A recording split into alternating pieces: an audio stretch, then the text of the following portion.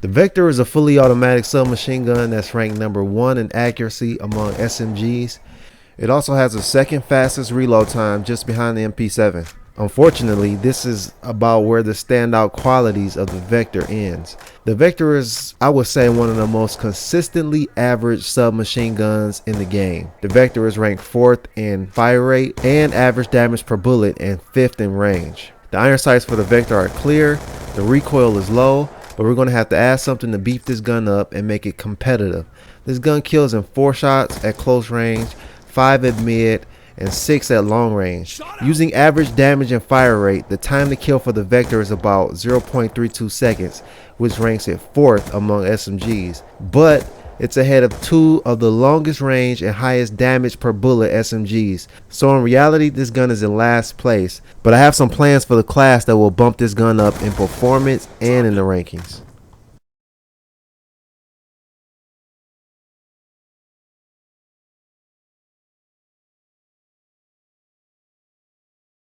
So the first attachment is going to be rapid fire. I know you incur a big range penalty with rapid fire, but in reality, this gun isn't strong in range anyway. So rapid fire is going to pull this gun up to a 2.7 time to kill, ranking it number 3 just behind the Scorpion, and that's what we need. For the second attachment, we're going to use the silencer. The silencer does 2 things for us. It keeps this gun stealthy, and it reduces muzzle flash, making your field of view clearer and improving accuracy. For the third attachment, we're going to equip primary gunfighter and quick draw. With quick draw, we can aim faster and we can kill faster. You can also replace this with reflex sight or foregrip if you want to combat the recoil or even stock. For perk 1, we're going to go with ghost, and if you don't have ghost unlocked, you can go ahead and equip hardline because that'll help a lot too. For perk 2, either scavenger or toughness. Perk 3, we're going with dexterity. We really need that speed to aim faster after running, so that's a necessity. Then I'm going to equip the C4 and the concussion. All right, let's move on to strategy.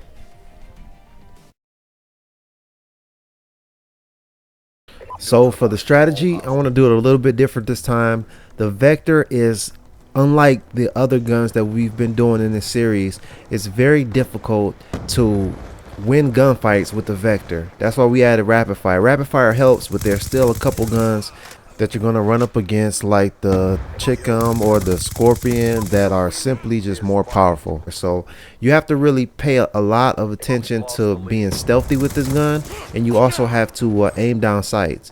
Now sometimes it may seem that it's easier to hip fire all the time, but that's not really the case. With the Vector, you have to be extremely accurate and on target, because not only do you have weaker damage per bullet, but you also have a slower fire rate, which is what slows down your time to kill. With rapid fire, you're ranked number 3, which is, I think it's 0.27 second time to kill, but that's still just one space above where you were. So you have to take a lot of care to aim down sights, and also take a lot of care to avoid running into 2 and 3 enemies. With the rapid fire, you might be able to get away with running into 2 enemies, but you don't have the firepower or the fire speed to take on more than 2 enemies at one time.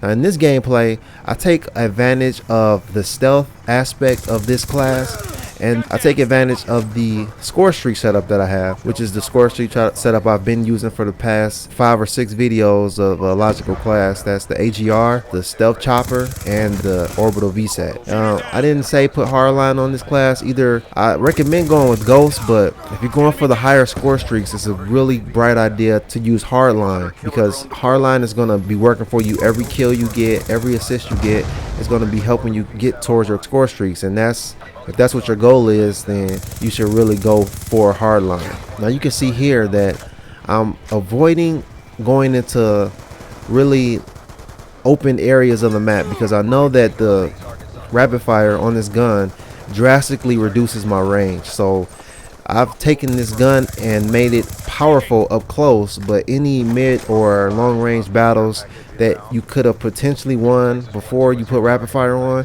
you're probably not going to have a good chance of winning unless the enemy just doesn't see you at all. So what you want to do is go to the sides of the map. When you kill a guy, you want to get out of the area. If you're playing kill confirm, get the tags and move on. You don't want to linger around where you killed somebody, because when you kill them, there's going to be a skull that pops up there. And like you can see on the screen right now, there's a skull where one of my teammates died, and I know that there's going to be enemies over that way. So if I wanted to go find those enemies that kill my teammate, I will head towards those goals. So it's always smart to kill an opponent. If you got like a UAV up, or if you have a orbital V set up, you already know where everybody is, so it's not really that important to get out of the area. But when you don't have a UAV or orbital V set, your best bet is to kill an opponent and get out of here. As you can see in this gameplay, I'm doing really well with the Vector, and it's just because of these strategies that I'm telling you in the class. A lot of times when people play this game, they pick guns and that guns that's popular and that other people use, and they get beat a lot, and then they get mad at the game like it's the game's fault. But it's not really. It's really your understanding of how powerful the weapon that you have is. What's the best strategies for the weapon that you have? What's the worst strategy for the weapon that you have? And that's what this series is here to provide you, that information. I'll tell you exactly who you can beat, exactly which weapons you can go head up against, and you will most likely win. And tell you which weapons you won't.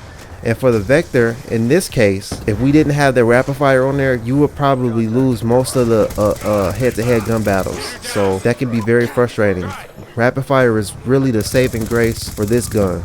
If you run up against other weapons that have rapid fire, though, you're back down to mediocre Vector, which isn't very good at all. So the main points of this strategy is to utilize your rapid fire and utilize your suppressor. So that means staying out of open long range battles, going into short close quarter environments, and really staying on target by aiming down sights. The Vector is a very accurate. That's one strength that stands out about this gun, is that it's very accurate.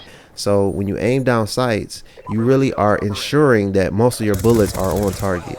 Hip firing is, you always want to get the jump on your opponent, and you always want to have the most accuracy that you can have. That's why we included dexterity with this particular gun.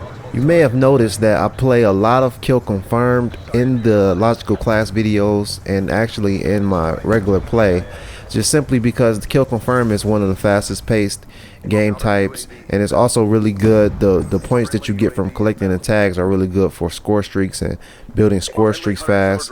I would recommend that you play kill confirm with this game type, and also if you happen to get into a ground war and you use one of the logical classes, it's recommended that you throw a silencer on. I know there's a lot going on in ground war, and there's a lot of activity, so you might not think that the fire from your gun is going to attract a lot of attention, but it does, because there's opponents everywhere in front of you, behind you, and it really draws a lot of attention when you don't have a suppressor on your gun. So I would recommend that you throw a suppressor on there, or use one of the classes that have a suppressor like the Scar H or the Vector so far. Another good trick that I like to use when I'm running with the SMG is when I round a corner into a small room, I like to round the corner not aiming down sights. Now I know that there's accuracy is very important with this gun, but when you're in close quarters, like really close quarters, like that small room or something where somebody's like right in your face when you hit the corner, it's really better to not aim down sights, because you can strafe and move from side to side faster. You can avoid their bullets and still get the kill, and that's very important. Now when you are rounding the corner into an open area, and that's why it's really important to actually know the maps before you actually play them. But when you round the corner into an open area, it's good to aim down sights, because you are not likely to run into someone right into your face. They're likely to be a little ways down, maybe at mid range, or far enough for you to have to aim down sights to get the kill anyway. So it's best to know where you're going in terms of if you're going into a small room or if you're going into an open area. You can also round the corner hip firing and then aim down sights once you locate your target. That's a good method to use, both aiming down sights and hip firing to kill your target. It's a lot more accurate than hip firing, and it's a lot faster in terms of mobility than just aiming down sights. So in summary, to best use this weapon, you have to utilize the suppressor by flanking your enemies, utilize the Vector accuracy by aiming down sights around corners into open areas, and utilize the speed of the rapid fire by hip firing around corners in the small areas. If you use these tips that I've given you in this video, you will be successful. That's all I have.